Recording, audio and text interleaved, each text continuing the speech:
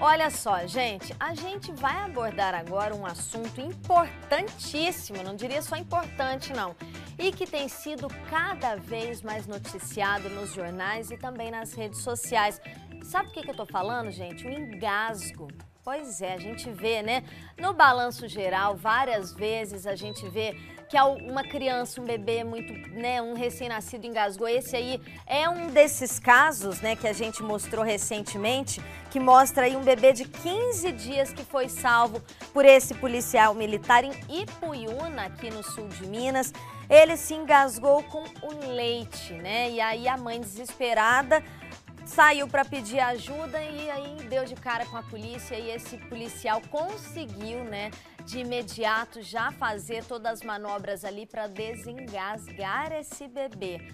Eu já passei por isso, daqui a pouco vou contar minha experiência também, porque eu gosto de compartilhar e quando a gente compartilha a experiência, né, serve de alerta também, né? Então, a gente vai falar sobre engasgo e aí você sabe o que fazer para perceber quem está engasgado, né? Quem está engasgando, porque tem isso também. A gente tem que perceber alguns sinais, né? De que aquela pessoa se engasgou ali com a saliva, com ar ou com alguma coisa que estava comendo ou até com algum objeto, tá?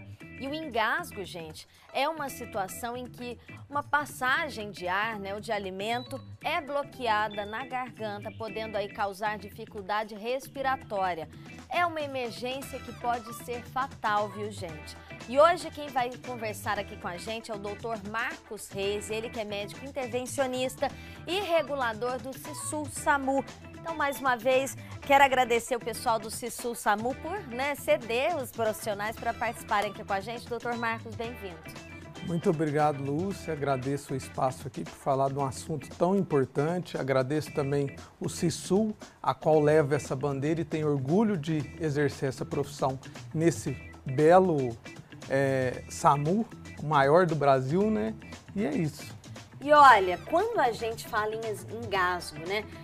Quais são esses sinais que outra pessoa pode notar naquela pessoa que está se engasgando? Porque esses sinais são primordiais até para salvar o quanto antes essa pessoa, né? Sim. Falando de engasgo, Lúcia, primeiro é muito importante porque em 2023, eu vou dar uns dados aqui, nós tivemos 2.000 óbitos por engasgo no Brasil. Desses 2.000, 300 foram crianças. Então prova a importância da gente falar desse assunto. Os sinais, como você falou, voltando na pergunta, a gente tem alguns sinais. Primeiro, a gente tem dois tipos de engasgo, falando do modo geral. O engasgo parcial, que é a obstrução parcial das vias aéreas. O paciente, ele ainda tem alguns sinais de respiração, ele tosse. E qual que é o procedimento que geralmente você faz nesse tipo de engasgo? Você incentiva o paciente a tossir mais, vai, é isso mesmo, a tentar desobstruir a via aérea. Isso no caso do engasgo parcial. Então você não precisa fazer nenhum tipo de manobra, entendeu? Já o outro tipo, que é o engasgo total, que você falou dos sinais, geralmente o paciente coloca a mão na garganta, ele fica sem respirar, não tem respiração. Você nota, geralmente o rosto tem um rubor, ou seja, fica vermelho.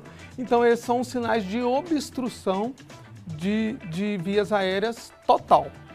Quando a gente fala no caso de bebê, né, a gente sabe que é muito delicado, principalmente recém-nascido, que ainda está aprendendo, né, a deglutir, a tomar aquele leite.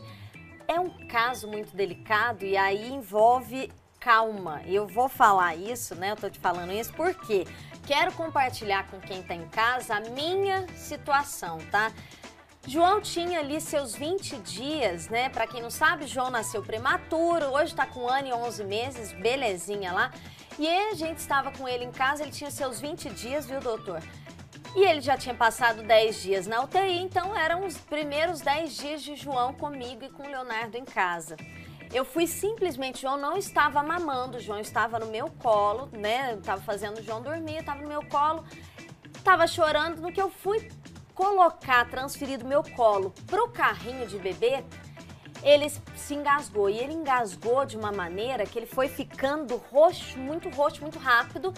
E eu simplesmente travei, gente. Eu travei, eu não saí do lugar, eu não conseguia mexer ele no meu braço e eu não conseguia, não sabia o que eu fazia. Eu comecei a gritar por socorro, desesperada, não lembrava nem nome de ninguém.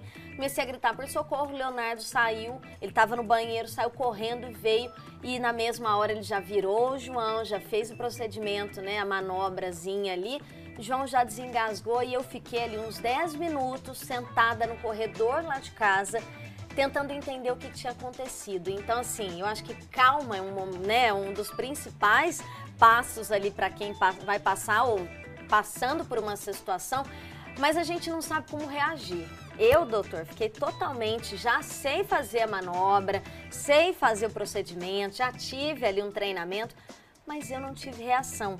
E aí que tá, né? Acontece isso mesmo, né? Acontece, com certeza. Por isso que o médico regulador do CISU, ele tem que estar bem orientado para acalmar a mãe em casa e ainda ensinar o procedimento via telefone. Caso, né, nesse tempo em que a ambulância está indo até o local. Justamente, porque no engasgo a gente sabe que um segundo é vida. Nossa, né? é crucial, né? Justo. É um ato que a gente tem que ter. E eu falo da calma, eu sou muito calma, mas na hora eu travei, eu congelei e não sabia o que fazer. E Leonardo, que é bem mais calmo que eu, virou, fez o procedimento e ele desengasgou. A gente acabou nem pedindo ajuda, nem para o SAMU, nem para o Corpo de Bombeiros, mas acabou tudo bem. E geralmente é isso mesmo, porque dados da Sociedade de Pediatria fala que 90% da Sociedade de Pediatria Paulista, 90% dos casos de crianças menores que 1 ano que engasga por líquido, 90% desobstrui só com observação do bebê. Põe o bebê no colo, seca a cavidade oral, a boquinha dele, e observa fazendo uma leve massaginha nas costas. 90% dos casos, em caso de obstrução de vias aéreas por líquido, irá resolver. Já sólidos, que aí realmente já é a massagem que a gente fala que é golpes dorsais. Essa manobra, você pode fazer ela em pé, sentado ou ajoelhado mesmo. Você apoia a criança menor que 1 ano no antebraço, de barriga para baixo, e dá golpes entre as escápulas, aqueles 2 ossinhos das costas dele. Sempre lembrando de não deixar o pescoço super estendido e super fletido. Sempre deixar em ângulo neutro. E aproveitar a gravidade e deixar ele levemente inclinado, justamente. E dar leves golpes, até mesmo por causa de risco de lesões, principalmente lesões hepáticas no fígado e lesão no baço, entendeu? Que são mais comuns. E até algum ossinho, né, dessa criança, né, que pode chegar a quebrar, dependendo da força dessa pancada, com certeza. E aí eu quero convidar todo mundo que está em casa, convidar o Dr. Marcos também. A gente tem um material, inclusive, cedido pelo SISU-SAMU, que mostra, né, justamente qual é esse procedimento que a gente tem que fazer com a criança em caso aí desse engasgo, tá? Vamos acompanhar comigo. Caso se depare com uma criança engasgada, primeiramente, fique calmo e peça por ajuda imediatamente. Ligue SAMU 192. Se a criança estiver chorando, tossindo, posicione-se ao lado da criança. Caso ela venha cair, você vai estar ali do lado para poder apoiá-la. Estimule ela a tossir. Se você perceber que essas tosses estão ficando silenciosas e que a criança está perdendo a força, imediatamente posicione-se atrás dela, iguale a altura, ajoelhe atrás da criança. Com a sua mão dominante, você vai colocar na boca do estômago e a outra mão você vai fazer uma pressão como se fosse um J, empurrando para cima. Esse movimento você vai fazer até com que a criança desengasgue. O SAMU estará a caminho. Quando o SAMU chegar, ele irá atender da melhor forma possível, encaminhando essa criança ao pronto atendimento e sempre levando o nosso lema, que é salvar vidas. Esse aí é um material interessante que está disponível, inclusive, nas redes sociais do SISU-SAMU, que tem feito um trabalho muito legal de orientação, né, para mostrar todos os procedimentos aí que podem ajudar até a chegada do socorro, né? Com certeza. Isso é muito importante também, não tentar, de certa forma, em todos os casos, tentar resolver sozinho, porque Sim. pode trazer um agravo, né, doutor? Com certeza, pode mesmo. Inclusive, como eu falei, em obstrução parcial de vias aéreas, se você fazer manobra, você pode piorar um engasgo. Então, por isso que a gente tem que só incentivar a vítima a tossir mais até ela mesmo conseguir a desobstruir as vias aéreas. A gente falou, né, de crianças, mas adultos também, né? A gente tem visto aí com frequência, às vezes está comendo, está prestando atenção em outra coisa. Eu falo que o ato de mastigar, ninguém se atenta ao ato de mastigar, né? Uma vez eu perguntei para uma dentista quantas vezes a gente tinha que mastigar o alimento. Ela falou de 30 a 50 mastigadas para depois poder engolir. A gente põe a culpa na rotina, na correria, acaba jogando um lado, outro e engole. E aí o alimento não tá bem, né, dilaceradinho ali, a gente acaba engasgando, né? Com certeza. No caso de adulto, a gente tem essas mesmas manobras, que são a compreensão abdominal, que foi a que a colega ensinou, os golpes dorsais, que a colega também ensinou em crianças menores de 1 ano, lembrando que em crianças de menores de 1 ano não é indicado manobras abdominais e torácicas devido ao risco de lesão. E a gente pode usar essas 3. Tem uma sociedade no Canadá que, pelo que eu pesquisei nos protocolos, é o mais orientado e mais correto, ao meu ver, que a gente pode sempre estar alternando essas manobras. Igual no adulto, geralmente a gente vai usar os golpes dorsais com a manobra. Então a gente faz o quê? Faz 5 golpes dorsais entre as escápulas, os 2 ossinhos, e depois 5, se caso não desobstruir, 5. E sem contar, você tocou num assunto muito importante, as orientações. Porque quantas vezes a gente não vê, até as minhas filhas mesmo, talvez alimentando, brincando, correndo. Vendo uma televisão, correndo criança principalmente. Justamente. Então a gente tem que se atentar a orientações para evitar isso. Porque o engasgo é uma questão totalmente evitável. Crianças, por exemplo, a gente tem que sempre estar monitorizando, igual criança que está nadando num trauma, num afogamento, a gente tem que sempre estar, quando ela estiver alimentando, sempre estar monitorizado pelos pais. Outra coisa muito importante também é sempre não dar uva, frutas sem... tamanho que a gente sabe que pode parar na garganta. Perfeito. E alimentos também muito rígidos, muito duros, também... Igual você falou, a criança está brincando e está ali alimentando. Incentivar e ensinar a criança a mastigar, sentar e dar atenção para o alimento, entendeu? Isso tudo são coisas que devem ser feitas para prevenir o engasgo. Idoso, evitar dar alimentos sólidos, dar alimentos mais pastosos, acamados, porque isso tudo são causas de engasgo. Quem tem apneia do sono tem que ter um cuidado. Quem tem doença de Alzheimer, quem é acamado. Então tem muitas causas, né? Quem tem alguma disfagia, quem tem refluxo. Então a pessoa tem que estar atenta a todo momento para evitar uma coisa que é totalmente evitável. Né? E aí, dependendo da situação, né, principalmente em criança, essa criança pode aspirar isso e parar num pulmão, né, e trazer consequências mais graves também. Foi um caso recente, né? Agora no Carnaval teve uma criança que inclusive foi até transferida de Alfenas para o Hospital João 23 em Belo Horizonte, devido a uma aspiração de um objeto. Outra orientação importante, não deixar a criança brincar com objetos menores que 4 centímetros. A gente até brinca, tem uma maneira, aquele rolinho do papel higiênico, se passou ali, não é para brincar. Justamente. Já vou fazer o teste com os brinquedos de João lá em casa hoje, porque ele está na fase ainda que tudo põe na boca, e aí a gente tem que ficar de olho, porque num descuido, isso ele aspira e aí, né, não Sim, quero trazer vocês sempre aqui, mas pretendo não precisar ligar numa situação de emergência. Eu sei que vocês vão estar preparados para me atender, né? Mas pretendo não.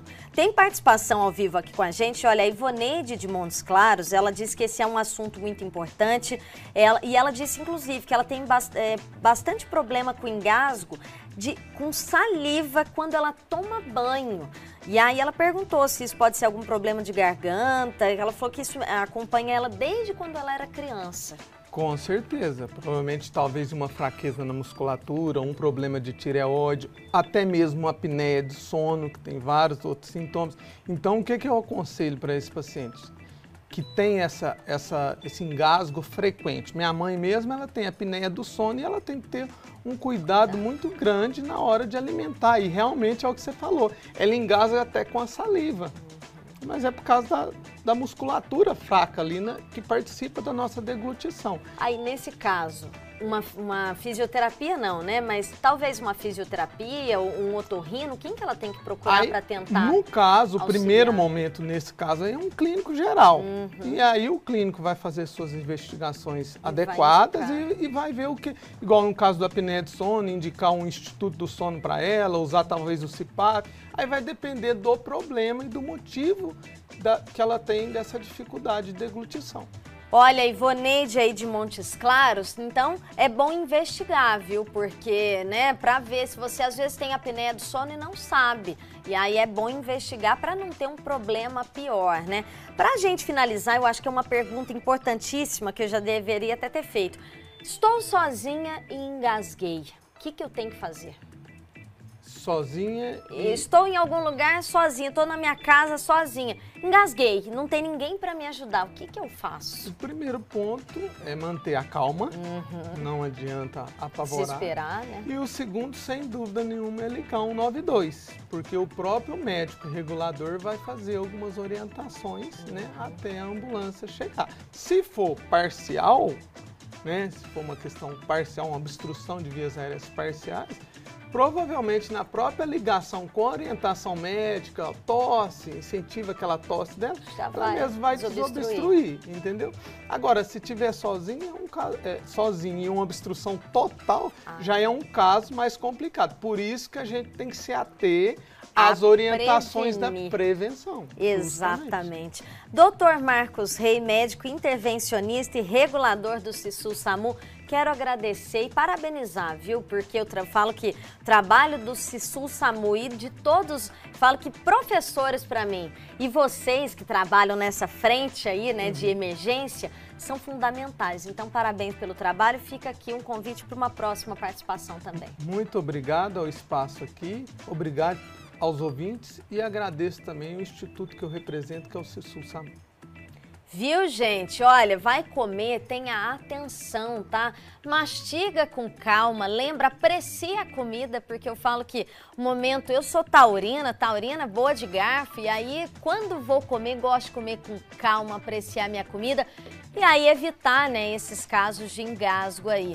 Então a gente tem que ter atenção com as crianças, com os nossos idosos e com a gente adulto também, né? Não pode só prestar atenção nos dois pontos, não. A gente está no meio ali, é um tripézinho ali que vai funcionar muito bem, tá bom? Então, atento à prevenção e em caso de emergência, ligar aí 192, 193 ou tentar buscar aí, né, ajuda em algum lugar na rua enquanto, né, tá nesse processo aí. Quem sabe alguém consiga ajudar também, sempre importante. Ajuda sempre é válida, tá bom? Mas no mais, prevenção e tomar cuidado na hora de se alimentar, tá joia?